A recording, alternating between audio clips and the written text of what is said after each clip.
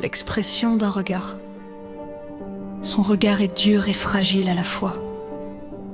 Les yeux grands ouverts, presque figés, comme s'il refusait de cligner de peur de rater le moindre danger. Une tension invisible y tremble, mêlée à une fatigue profonde. On y perçoit une méfiance installée, devenue réflexe, mais aussi une tristesse sourde qui ne trouve plus de mots.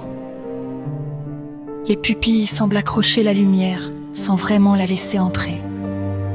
Comme protégée derrière un voile, c'est un regard qui observe avant d'exister, qui se retient, qui calcule, qui survit.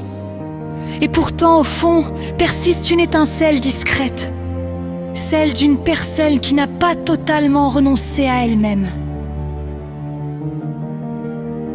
Chaque regard peut cacher beaucoup de choses. Une souffrance, une violence subie, des craintes ou encore l'amour. Nous avons tous un regard capable de dire bien plus que des mots. Le regard de l'amour montre qu'une personne compte plus que les autres, qu'elle est unique à nos yeux. Il peut s'exprimer rapidement et parfois même nous trahir.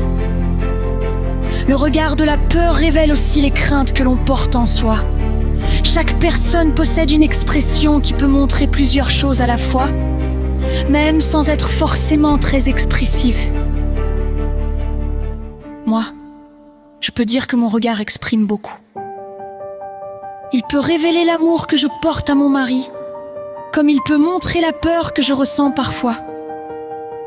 Il peut aussi laisser apparaître la souffrance et la douleur que j'ai pu vivre. Mon regard parle, même quand je me tais. Il m'arrive d'avoir le regard sombre, celui de la colère. Il faut essayer de comprendre ces regards-là.